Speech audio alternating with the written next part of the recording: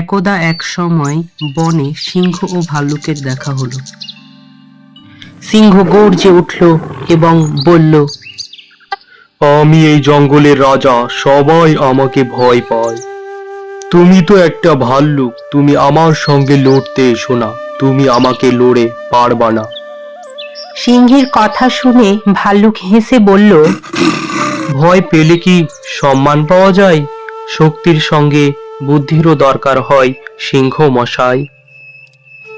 শুনে সিংহ মশাই বলল, আমার শক্তি সব, আমি চাইলে সব দখল করতে পারি। শক্তি থাকলে সব ঠিক হয় না সিংহ মশাই, একা থাকলে বিপদ বাড়ে। এইভাবে কথা বলতে বলতে সেখানে কয়েকজন শিকারীর প্রবেশ করলো। এইভাবে শিকারীদের হঠাৎ করে দেখে তারা মাটিতে কাবু হয়ে শুয়ে পড়ল। আমি একা সামলাতে পারছি না। চলো আমরা একসাথে লড়ি সিংহ মশাই, চলো চলো।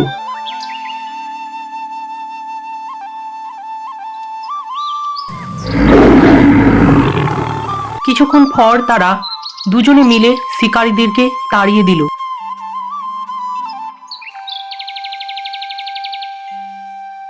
আজ বুঝলাম শুধু শক্তি নয়, শক্তির সঙ্গে বন্ধুত্বেরও খুব দরকার।